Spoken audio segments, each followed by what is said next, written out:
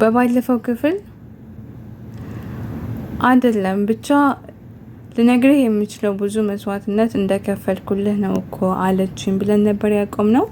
ልብ አንጠልጣይና እውነተኛ ታሪክ የፍቅር ጥግ። ጸሐፊ ማኔ። ክፍል 12 ፓፓ በቃ ይችን ማስመሰል ተክናችሁባታል አይደል አለ።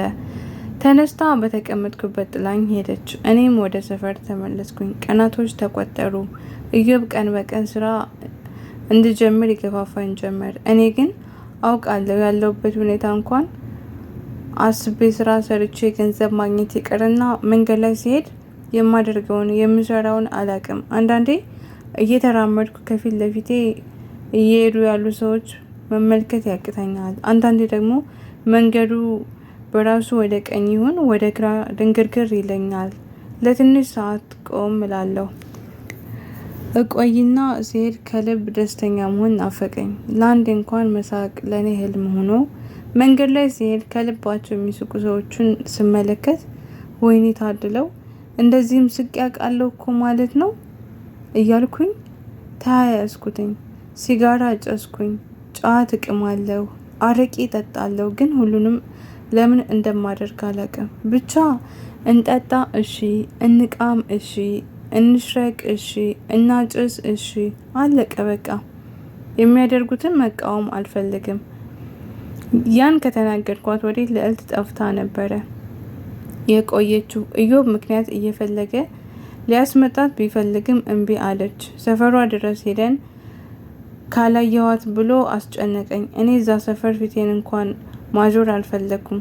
የተፈጠረ ወይም ያስቀየምኳት ነገር ካለ ብሎ አጥብቆ ጠየቀኝ። ነገርኩት ሁሉንም። በእኔ ምክንያት ትምህርቷን እንዳቆመች ምናምን በቃ ምንም አላስቀረውም። ረጅም ሰዓት ቁጭ አድርጌ አወራኝ።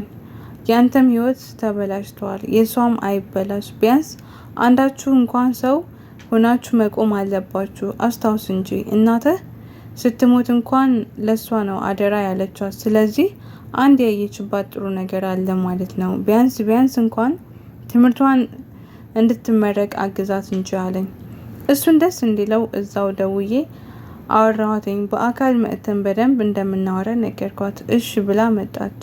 እኔም ማግኘት ማውራት ከፈለገች ትምህርቷን መማርና ከቤተሰብ ጋር መታረቅ እንዳለባት፣ ካልሆነ ግን ጭራሽ እንደማታየኝ ተኮሳትሬ ነገርኳት።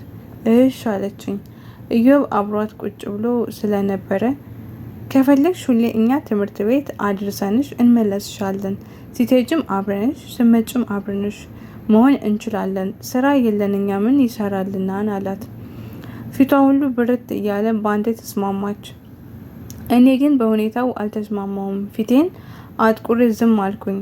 እነሱ የኔን ሀሳብ አልሰሙም። የደስደስ ዝም ብለው መሳሳት ጀመሩ። ኢዮብ ባይኑ ምንም እንዳልናገር መልእክት አሳይቶኝ ስለነበር ዝም አልኩኝ።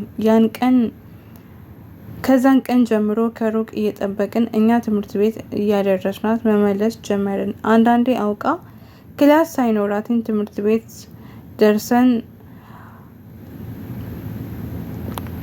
ተወስደንና እረስቸው ነው በቃ ተመለሱ ወክ እናድርግ ትላለች።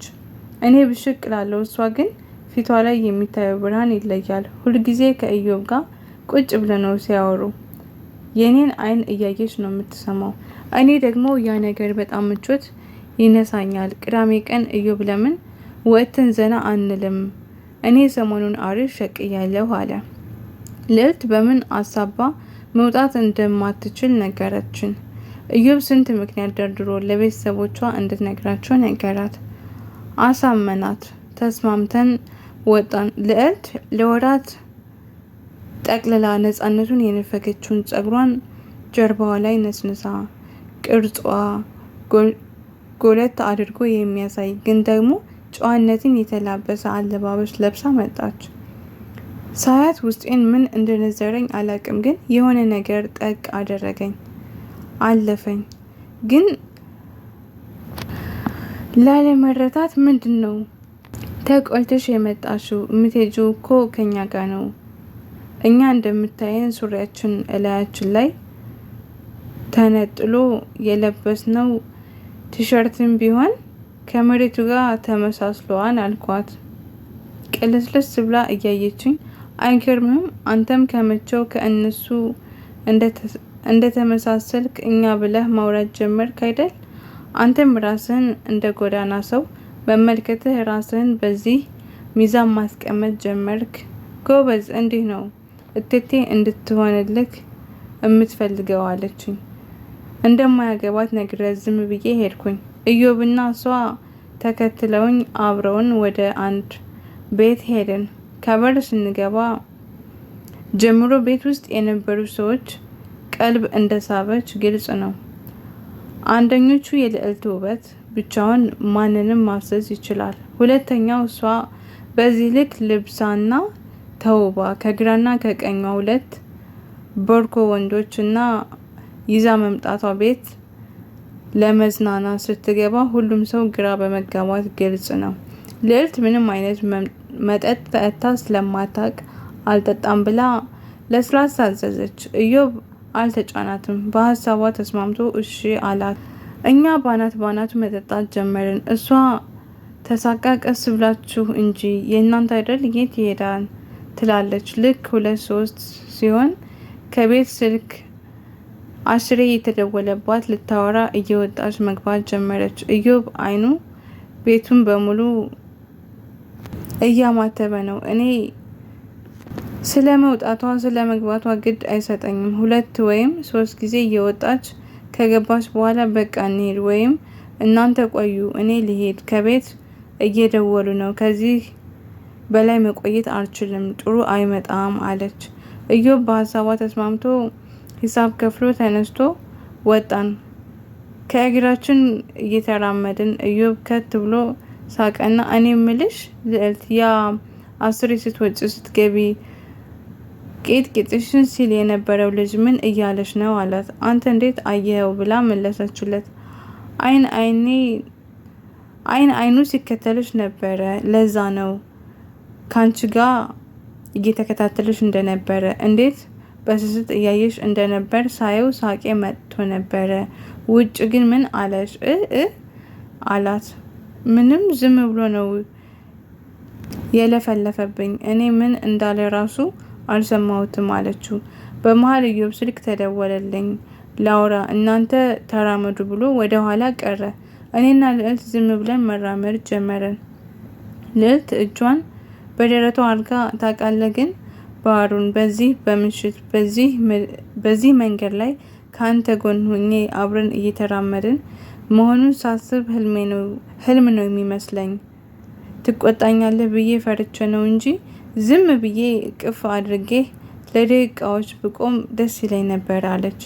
ምንም ሳላቅማማ አዎ እቆጣሻለሁ፣ እኔ ማንም እንዲያቅፈኝ አልፈልግም አልኳት። ትንሽ ዝም ካለም በኋላ ግን ለምን ምን ችግር አለው ባቅፈህ፣ ምንህ ይጎላን አለችኝ። ልቀፍህ አትበይኝ፣ መታቀፍ እፈራለሁ። ልሳምህ አትበይኝ፣ መሳም እፈራለሁ። ለምን ታቅፎ የተሳመው ሲሰቀል ስላየው የሚል ጥቅስ አንብቤ ትርጉሙ ምን እንደሆነ አልገባኝም ነበር። ለረጅም ጊዜ ጥያቄ ፈጥሮብኝ ከቆየ በኋላ ለእናቴ ነግሬያት ይህ ትርጉም ከሃይማኖት ጋር የተያያዘ ነው፣ ጌታችን አቅፎ ስሞት ነው እንዲሰቀል አሳልፎ የሰጠው፣ ያን ለማስታወስ ነው ይህ አባባል የተነገረው አለችኝ። አሁን ግን ያቺ አባባል ከሃይማኖት ትርጉም ባለፈ አሁን ባለውበት እያቀፉ እየሳሙ አሳልፈው የሚሰጡ ብዙ አይሁዳኖች አሉ። አይገርምሽም? ግን አይሁድ ቢያንስ ተጸጽቶ ነበር። ዘንድሮ ግን እነሱ እያሰቀሉን በእኛ እንባ ውስጥ የእነሱ ሳቅ ነው የሚታየው አልኳት። ቆይ ሁሉም ሰው ከሃዲ ነው የሚመስልህ አይደል አለችኝ። እኔ መስሎኝ ሳይሆን ስለሆነ ነው። ከእናቴ ጀምሮ ተመልከች፣ ሁሉም ከሃዲ ናቸው። እዚህ ምድር ላይ መጥቼ አይኔን ስገልጥ ያየሁት ሴት እናቴ ናት። እሷም ከሃዲ ናት። ስለ ፍቅር አውቄ ስለ ፍቅር ልቤንም አይኔንም ስከፍትም የተመለከትኩት ሴት ፋኖስ ናትኝ። እሷም ደግሞ የምድራችን ጨካኝና ከሃዲ አስመሳይ ሴት ናት አልኳት። ግን ባህሩን ከፋኖስ ቀድሜ ጠየቅኩ። እኔ ብሆን እኔን ታፈቅሬ ነበር አይ አላፈቅርሽም፣ ምክንያቱም አንቺ አሰልችና የማትፈቀሪ አይነት ሴት ነሽ አልኳት። ተናዳ ከጎኔ ጥላኝ እንድትራመድ ፈልጌ እሷ በተቃራኒው ፈገግ ብላ ለአንተ ማልፈቀሪ አይነት ሴት ልመስልህ እችላለሁ፣ ግን እኔ እያጋነንኩኝ ሳይሆን በዙሪያ ያሉ አብዛኛዎቹ እና እኔን ለማቅረብ እድሉን ያገኙ ወንዶች አብዛኛዎቹ አፍቃሪዎች ናቸው። እኔ ግን የነሱን እንዳለ ጨምቄ አንተን ብቻ ነው ያፈቀርኩት። አብረን ብንሆን ብዬ ነው የምመኘው ብላ እንባዋ ዱብ ዱብ አለ። ታዲያስ ቤተሰብ በቀጣይ ፓርት እንገናኛለን። ሀሳብ አስተያየት ካላችሁ ኮሜንት ስራ አስቀምጡ። ባይ ባይ ቤተሰብ።